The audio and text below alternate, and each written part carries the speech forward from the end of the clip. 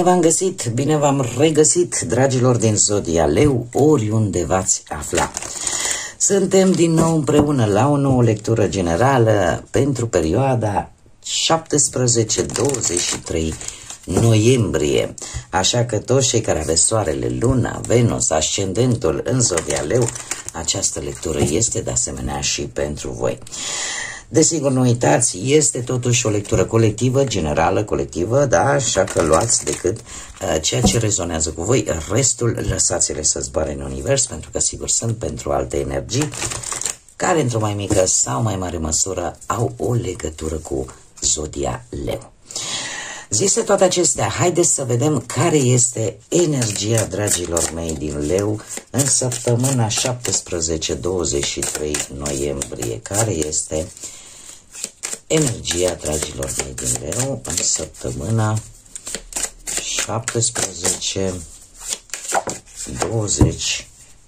noiembrie. O, ce energie! O, ce energie, dragii mei! Nu știu dacă eu vă spun variantele, voi în sinea voastră veți ști unde vă regăsiți, dar energia îmi vorbește foarte mult de teamă, de materialism, de cineva care poate nu se agață emoțional de voi și tinde cumva să vă controleze poate partea materială, chiar și intimă, pasională, da? De asemenea, ne mai poate vorbi de o energie în care ceva negativ de care ție ți este teamă. Ai o anumită teamă. Nu știu, poate de un abuz, poate de o umilire verbală sau fizică, sau poate pur și simplu nu reușești să-ți înfrunți anumite temeri. Că e vorba de bani, da? Că e vorba de sănătate sau că e vorba de relații toxice. În mare parte, generalizând toate aceste lucruri, e vorba de o teamă destul de mare legată de dependența de altcineva, legată de bani, legată de o lipsă emoțională într-o relație, de ceva toxic care, din păcate, pentru unii dintre voi vă cam tulbură. Și, desigur, în mod special pentru dragii mei din Leu, care aveți poate și un ascendent în Capricorn, lucrul ăsta se accentuează cu atât mai mult, sau pentru toată lumea, toată această situație să aibă legătură într-un fel sau altul cu cineva din Capricorn. Haideți să mergem mai departe și să vedem dacă scăpați, dragilor, de această energie atât de tulburătoare și atât de destul de complicată. Haideți să vedem ce vine în săptămâna 17-23 noiembrie pentru dragii mei din Leu, pe toate planurile, da? Profesional, material, în dragoste. Să vedem ce ne spun cărțile.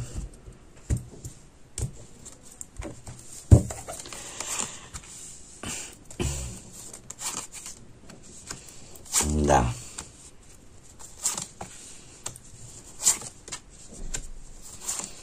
Se vede acest lucru. Haideți să vedem. Ce gândiți voi, dragilor? Voi gândiți să vă luați lumea în cap și să plecați. Avem un 6. Avem un 6 de spade.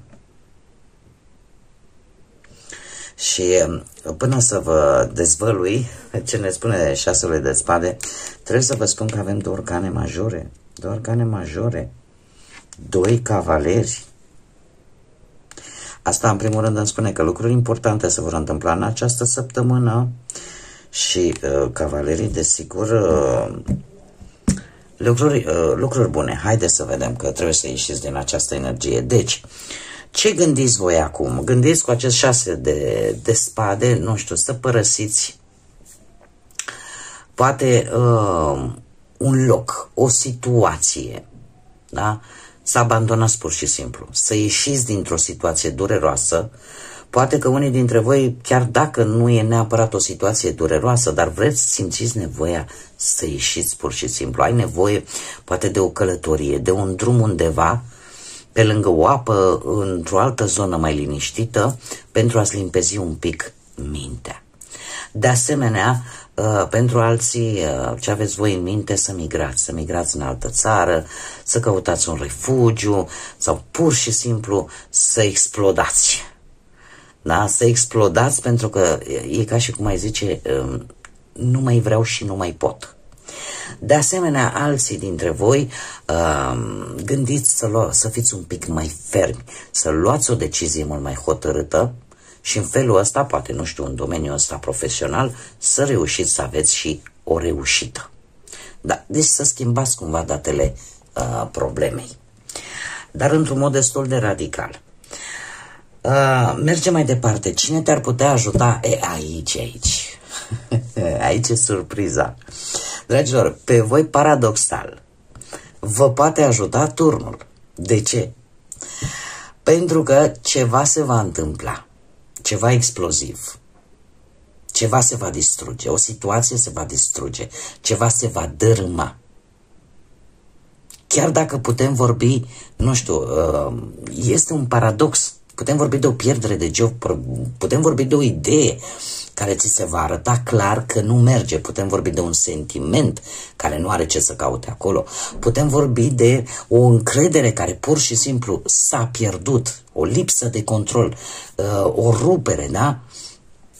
Faptul că în sfârșit reușești să te eliberezi de ceva nociv în urma unei întâmplări, în urma unei situații bruște de care, așa cum vă mai spun cei care mă urmăriți de ceva vreme, știți acest lucru deja, turnul, așa cum bine vedem aici, nu știu cât de tare se vede, da? Aici avem niște forțe celeste, da? Avem niște forțe supranaturale care la un moment dat, când nu schimbi ceva în viața ta și o lași și merge din ce în ce mai rău, uite că mai vine cât un fulger de ăsta, ne mai dă divinitatea câte una așa peste urechi și ne spune, băi, ce faci? Asta nu e în regulă. Da? Exact cum s-a întâmplat și cu Gomora, da? Sodoma și Gomora, când s-a supărat, Doamne, pe noi. Deci voi, paradoxal, situația asta negativă, care, culmea, vine în viața voastră, pe voi o să vă ajute. O să vă ajute ca în sfârșit să puteți să scăpați de ceva toxic, de ceva care nu mai funcționa sau nu avea o bază solidă. Mergem mai departe și haideți să vedem pe partea asta muncii și a banilor, cu doiul ăsta de bâte. Aș spune că sunteți vă planificați destul de bine, sunteți un pic agitați așa, în ceea ce privește viziunea de viitor, da, cum o să fie pe planul profesional, cum o să fiți cu bănuții, aveți un pic de îndoială, dar totuși vă planificați, sunteți mult mai strategi și aveți această dorință de a încerca lucruri noi, de a explora. Da? Chiar dacă știți că nu e nimic sigur și că pot exista și anumite consecințe, cumva sunteți conștienți de acest lucru, dar cumva vreți să mergeți, să începeți ceva nou, să aveți acea motivație, da? Să folosiți potențialul pe care îl aveți. Mare grijă totuși pe planul profesional și material la anumite influențe. Da? De obicei, unii dintre voi, nu toată lumea, desigur, pot fi ușor influențabili, așa că un pic de grijă pe aceste două domenii în următoarea săptămână. Cine tot încearcă așa să vă influențeze și tot insistă. Bun. Mergem mai departe. Cum sunteți voi? Cum sunteți voi, un cavaler de cupe, zodii de apă, rac, pești sau scorpion, posibil să le aveți în harta voastră astrală sau pur și simplu să aibă legătură cu probabil niște energii. Voi sunteți precum un cavaler de cupe. Asta ce îmi spune? Îmi spune că sunteți foarte comunicatori în această săptămână, foarte sinceri, foarte răbdători, nu vă mai grăbiți, mergeți pas cu pas așa, posibil să aveți parte și de acea călătorie de care voi aveți nevoie sau să aveți parte de o reîntâlnire foarte emotivă, da? Cu cineva pe planul ăsta amoros. Ce mai avem aici? Obiectivele săptămânii. Ia să vedem. Obiectivele săptămânii, forța. Arcanul vostru, care vă și reprezintă. Deci obiectivul vostru în această săptămână este să treceți cu brio peste ceva, să dominați o anumită problemă, să știți cum să o manevrați, cum să o controlați și să depășiți poate o anumită criză. Da? Sunteți, cum am văzut foarte bine, mult mai strategi. De asemenea, dacă vorbim de dragoste, mare grijă că aveți foarte multă energie sexuală în această săptămână, foarte multă pasiune, dar și destul de multă gelozie, așa că mare atenție. Ce piedici pot apărea în viața voastră? Un paș de spade, zodii de aer, Gemeni, Balanță sau Vărsător. Acum, aici am două variante. Haideți să o luăm pe prima, în care este vorba despre un personaj, da? Care poate sau nu, este o lectură generală, să aibă ceva de văzut cu zodia voastră, cu zodiile de aer, mă scuzați, Gemeni, Balanță sau Vărsător. Acest paș de spade îmi spune că ar trebui să vă cam feriți. Să vă cam feriți, să răniți, ori cu cuvintele, ori cu persoanele care în general vă întărâtă. Da? Este cineva care îi observă pe ceilalți în așa fel încât să știe cum să atace. Analizează, este atent la toate bârfele, la tot ce se spune stânga, dreapta, în așa fel încât să știe efectiv cum să-și planifice într-un mod cât mai strategic atacul. Asta dacă vorbim de o energie, da? Este foarte atent la voi. Asta trebuie să vă spun. Mare grijă într-un drum, poate în călătoria pe care o aveți de făcut, cu cine vă reîntâlniți. Pentru că este cineva care, într-un fel sau altul, încearcă să obțină niște informații de la voi, dar nu pentru a vă ajuta. Da? Dacă nu, și voi poate aveți vreun ascendent în vreo zodie de aer, da? Aici se schimbă un pic calimera. Aici chiar voi trebuie să fiți mai strategi și pentru a vă apăra, da? Să încercați oarecum să aveți grijă totuși și cu cuvintele, da? Să nu răniți, pentru că cuvintele dor și de multe ori dor mai mult decât ne-am imaginat. Dar trebuie să, pentru a aplica ideile tale, pentru a începe ceva important pentru tine, trebuie să observi cu atenție pe ceilalți, într-adevăr să-i analizezi în așa fel încât să vezi ce strategie este bună pentru tine. Să faci un plan bun. Ce șanse sunt și ce vine în această săptămână? Vine un cavaler de monede. Lucrurile, să știți că se vor mișca destul de lent, dar și am aici energii de pământ, Taur, Fecioară sau Capricorn. Putem vorbi de cineva care, într-adevăr, de o energie, de un personaj cu această energie care se apropie de voi, vine către voi, se îndreaptă, vine încet, dar sigur, și ne poate vorbi de, cum să zic eu, de faptul că este cineva de încredere, cineva practic. Poate să fie vorba și chiar de perechea voastră.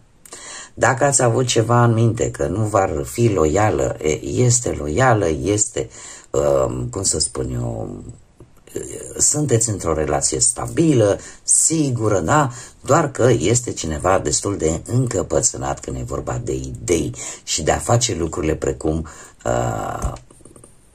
numai ca acest personaj, dar nu prea lasă loc de să se mai facă și ca alte persoane. Asta dacă vorbim de o energie. Dar dacă vorbim strict de voi, da? Dacă voi aveți un ascendent într-o zodie de pământ, Taur, Fecioară sau Capricorn, dragilor, voi sunteți foarte muncitori, foarte răbdători, foarte stabili în această săptămână. Și faptul că sunteți mult mai practici, dar și constanți, și că chiar dacă lucrurile se mișcă lent, pe voi vă ajută să creșteți, mai ales din punct de vedere financiar. E ca și cum ai spune, cresc lent, dar constant, adică nu mai dai înapoi, precum racul. Da? Faci cât un pas, cât un pas, cât un pas, dar îl faci înainte și nu înapoi. Haideți să vedem mai departe ce mesaj au îngerii pentru voi, dragilor. Am impresia că a căzut deja. Ce mesaj au îngerii pentru dragii mei din Leu în săptămâna 17? Chiar două. Haideți să vedem. Și avem îngerul El, care ne spune în afaceri, în finanțe și în carieră, trebuie să acorzi o mai mare atenție azi. Deci în această săptămână acordați atenție pe partea asta a materialului, carieră, da? Uite, că chiar puteți să aveți o călătorie, să planificați o călătorie fără teamă, fără frică, pe domeniul ăsta.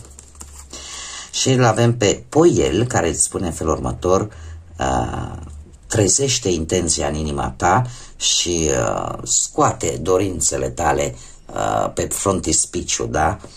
Fă-le prioritare, da? Ceea ce tu îți dorești, pentru că e un moment bun. Cumva să începi să pui și acțiune în ceea ce vrei tu să obții.